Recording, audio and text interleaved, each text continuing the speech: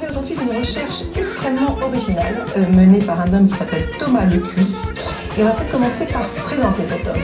Absolument, c'est un chercheur, directeur de recherche au CNRS, 40 ans, qui a déjà une carrière scientifique époustouflante, qui est un homme extrêmement sympathique, qui explique ses recherches avec une clarté que je n'oserais espérer répéter ici, que j'ai rencontré à Marseille.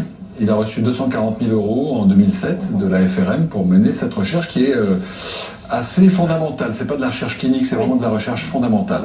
Alors FRM, c'est pour la Fondation Recherche Médicale, dont vous êtes donc le parrain. Alors l'idée, c'est d'essayer de comprendre comment, à partir d'une tumeur, des cellules vont se détacher, vont partir dans la circulation et vont se développer ailleurs, et c'est ce qu'on appelle les métastases. Ben, oui, avant ça, il faut savoir qu'est-ce qui fait que les cellules restent ensemble dans les tissus. Les tissus, ils ont une particularité, c'est d'être à la fois cohérents, c'est-à-dire que les cellules restent collées avec cette colle intracellulaire qui les maintient côte à côte, et puis ils ont aussi une souplesse et une possibilité de se séparer, de se diviser. Et la recherche de Thomas Lecuy, c'est vraiment la recherche fondamentale là-dessus, à savoir qu'est-ce qui se passe dans une cellule. Et ce qu'il a découvert avec les dons de la FRM, entre autres, et qui est très important, c'est qu'il y a une espèce de pulsation qui se passe dans les tissus. On va voir ça en image. On va regarder ça. Et ça, c'est une vraie découverte. Donc ça, c'est une tumeur. Non, c'est un tissu normal. Et là, en blanc, c'est la colle intracellulaire qui a, voilà, entre les cellules. C'est ça qui les maintient ensemble. Parce que une chose qui nous paraît évidente dans la vie, évidemment que nos tissus ne sont pas ensemble, ne partent pas en morceaux, sinon on n'existerait pas. Il y a bien quelque chose qui les maintient.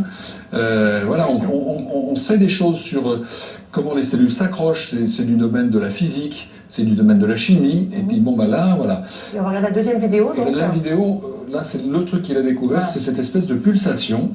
Comme un pacemaker qui fait que tout ça se contracte. Alors, dans l'enveloppe de la cellule, il y a des divisions, et puis elles deviennent de plus en plus nombreuses, et puis comment ça se fait?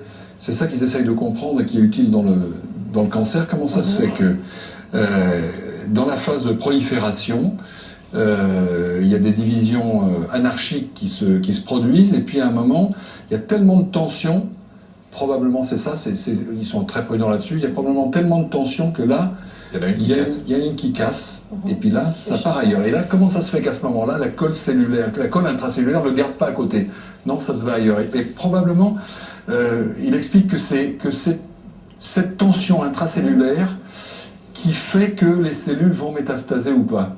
On en est vraiment au début, c'est vraiment... C'est comme une histoire de ressort, par exemple, on comprime un ressort, et puis à un moment, il y a une telle tension que finalement, le ressort éclate. C'est possible que ce soit ça, en tout cas, ce qu'ils essaient de trouver, c'est qu'est-ce qui fait qu'à un moment, ça part en morceaux et ça métastase. Et pour savoir ça, ils se sont aperçus que la colle intracellulaire perd un peu de son efficacité.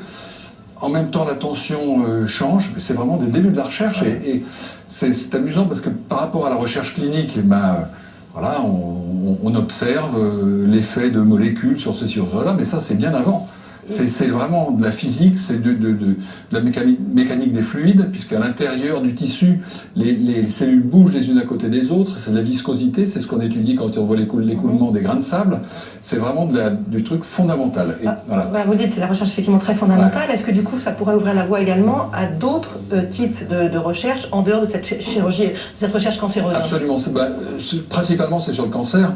Je vais demander c'est quoi la suite de la recherche. Il dit justement, les collègues cancérologues qu'il a pu rencontrer dans le monde, puisqu'il est très sollicité, sont très intéressés à savoir qu'est-ce qui fait métastaser, et ça ouvre sur des outils qui pourraient peut-être empêcher de métastaser en ayant une influence sur la tension intracellulaire et sur cette colle intracellulaire. Voilà.